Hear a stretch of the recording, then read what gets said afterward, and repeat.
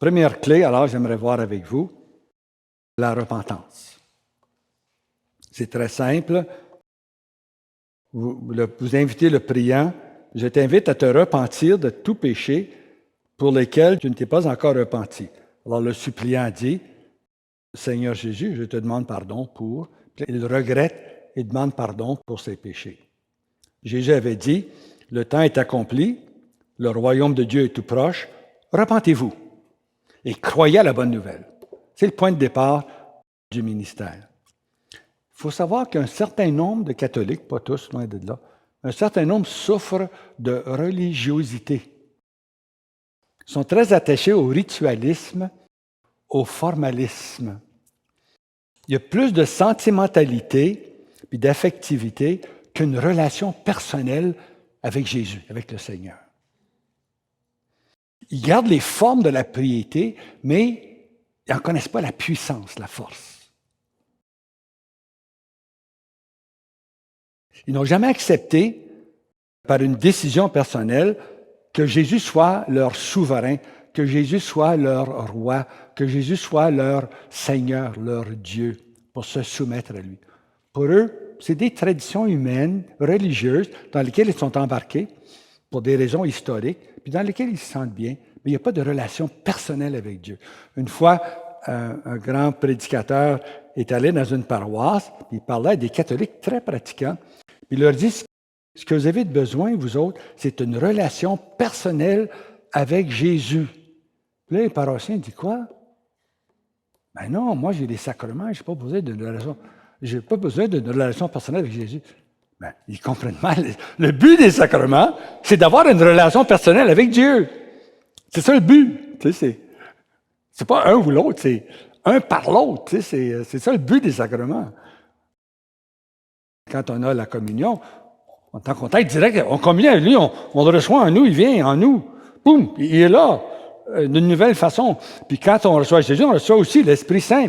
Jésus ne vient jamais sans son Père. Son Père, tout à coup, par la communion, on est en relation avec le Père, le Fils et l'Esprit Saint, mais en nous. Dieu n'est pas seulement que là-bas, dans le tabernacle. Dieu, il est ici, en moi. Wow! Et partout où vous allez, il est là. C'est ça votre force. Dieu est en vous.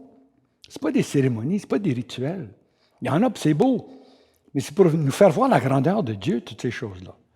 Ça n'a pas de valeur en soi, sauf pour nous fortifier dans notre relation avec Dieu. Les péchés. Il faut se repentir des péchés. D'abord, il y a les 10 commandements. Le christianisme, le judaïsme sont basés sur les 10 commandements. Dieu nous a donné 4 façons de l'aimer. Il nous a donné 6 façons d'aimer notre prochain. Puis toute la loi est basée sur « Tu aimeras le Seigneur ton Dieu de tout ton cœur, de toute ton âme, de toutes tes forces, et ton prochain comme toi-même. » C'est ça, le christianisme. C'est aimer Dieu, aimer son prochain. Voici les 4 façons que Dieu nous a commandé de l'aimer. « Tu n'auras pas d'autre Dieu devant moi. C'est moi qui t'ai fait sortir d'Égypte. » C'est un Dieu historique, c'est un Dieu qui agit dans notre vie et qui nous sort du mal, qui nous sort du péché. C'est contre l'idolâtrie. C'est contre l'athéisme. C'est un choix de Dieu. C'est le premier et le plus grand des commandements. C'est contre l'agnosticisme. Ignorer Dieu comme si il existe peut-être, mais m'en balance. C'est contre toutes les formes d'occultisme. Tout ça, c'est des formes d'idolâtrie. C'est mettre un Satan, un démon, au lieu, à la place de Dieu. Deuxièmement, vous respecterez mon nom. Vous n'en servirez pas en vain. Le nom de Dieu. On a vu au niveau 1 l'importance du nom de Jésus, le Hachem. Le nom de Dieu est sacré et est saint. Dieu n'a pas un nom comme le Dieu Kémosh, le Dieu des Philistins, ou Baal, le Dieu des Cananéens. Non, non. Dieu est. Il est l'Éternel. Son nom est saint. Invoquer son nom, c'est se soumettre et l'adorer. Se soumettre à lui et l'adorer. Il faut respecter le nom de Dieu. Troisièmement, il faut respecter les fêtes qu'il a établies. Surtout la fête du jour du Seigneur. L'Église nous prescrit ce jour-là la messe et puis mettre de côté toute activité commerciale pour concentrer sur notre relation avec Dieu, donc lire la Bible, notre relation avec notre famille, avec nos amis. Ça, c'est plus important que de gagner de l'argent. Il y a 6 jours par semaine pour gagner de l'argent. Il y a 1 jour par semaine qu'on consacre aux choses vraiment, vraiment essentielles. Et ça, c'est Dieu et nos relations avec les proches. 4e commandement, c'est « Honore ton père et ta mère si tu veux que les choses aillent bien pour toi dans ce pays que Dieu te donne. » Le lien entre nous et Dieu, notre création par Dieu, a été faite à travers nos parents. Donc, Dieu nous demande de l'honorer, lui, en honorant nos parents. Ensuite, Dieu nous donne 6 façons d'aimer notre prochain. Dans un premier temps, il dit au 5e commandement, « Tu ne tueras pas. » Dieu est contre la violence. Toute forme de violence.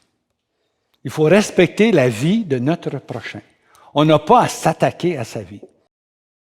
Ensuite, Dieu dit, « Tu ne commettras pas d'adultère. » Dieu est contre l'attaque de la famille de notre prochain. Il faut respecter sa famille.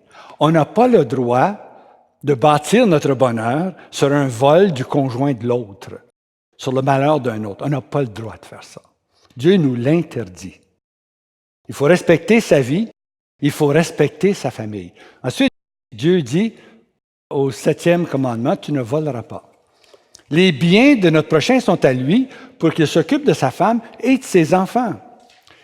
Dieu lui a confié ces biens-là. C'est un gérant. Il y aura des comptes à rendre à la fin de sa vie sur la façon qu'il a géré les biens que Dieu a mis entre ses mains durant sa vie. Mais nous, on n'a pas le droit d'enlever à notre prochain ce que Dieu lui a confié. On doit respecter sa vie, sa famille et ses biens. 8e commandement. Tu ne mentiras pas au sujet de ton prochain. C'est contre toute forme de calomnie et de médisance. On n'a pas le droit de s'attaquer à la réputation de notre prochain. On n'a jamais le droit de faire ça. Il y a quelques exceptions. Pédophiles, par exemple, pour protéger des enfants, il faut dévoiler des actes de gens qui, si on ne les arrête pas, ils vont continuer, puis on devient complice de leurs péchés. Mais autrement, on n'a jamais à diminuer, à s'attaquer à la réputation de quelqu'un par des commérages et des racontages de ce que les autres font, même si c'est vrai. Ce n'est pas des affaires des autres. On doit respecter donc sa vie, sa famille, ses biens et sa réputation. C'est comme ça qu'on aime notre prochain. Est-ce que vous aimeriez ça, vous, qu'on s'attaque à votre vie, à votre famille, à vos biens, à votre réputation? Mais non! Alors, on doit faire aux autres ce qu'on veut que les autres fassent pour nous. Hein? C'est ça, là. L'amour de notre prochain. Mais Dieu va encore plus loin.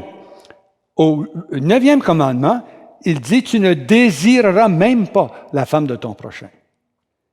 Et puis au 10e commandement, il dit, tu ne désireras pas les biens, tu ne convoiteras pas les biens de ton prochain. Même nos désirs doivent être maîtrisés. Parce que si tu te livres à la convoitise, eh bien là, tu vas faire en sorte d'avoir la femme de ton prochain. Tu le fais emprisonner. Il y a tellement des milliers de cas où on a accusé des hommes, ils ont été mis en prison, puis là, l'homme a pu prendre sa femme ou prendre ses biens. Ça mène au meurtre, ça mène à la calomnie, ça mène à l'adultère. Alors, que tu surveilles tes pensées pour ne pas tomber dans des péchés contre ton prochain. Donc, ça, c'est la base. Aimer Dieu, aimer son prochain. Mais aussi, il y a des péchés secrets du cœur auxquels même des gens, des bons chrétiens, ne voient même pas que c'est des péchés. Par exemple, le refus de pardonner à quelqu'un. Il y a bien des gens qui refusent de pardonner. Ils se croient tout à fait en droit. En vouloir à quelqu'un, peuvent vouloir la vengeance à cause de ce qu'ils leur ont fait. Pourtant, Jésus, il y a plus de paroles difficiles, dures à dire pour ceux qui refusent de pardonner que pour des gens qui sont prêts avec la sexualité ou la boisson, etc. Ça aussi, c'est mal, ces choses-là. Mais c'est encore pire de ne pas pardonner à quelqu'un. Un autre, le légaliste, quelqu'un qui compte sur ses œuvres plutôt que de compter sur la grâce de Dieu. L'orgueil, cette idée fausse qu'on est autosuffisant. Croyant qu'en ayant des pratiques religieuses ils allument des cierges, ils font des pèlerinages, comme si c'est ça qui les sauve. C'est des bonnes choses, mais ce n'est pas ça qui te sauve. C'est Jésus mort sur la croix, ressuscité, qui te sauve. Ce n'est pas les choses que tu fais. Il faut faire les choses que Dieu nous prescrit de faire. Mais ton salut ne vient pas de ça, il ne vient pas des œuvres, ça vient de Dieu. De croire que tout est sous ton contrôle, que tu ne dépends pas de Dieu, tu dépends plutôt de tes ressources personnelles. Quelqu'un qui juge, méprise les autres.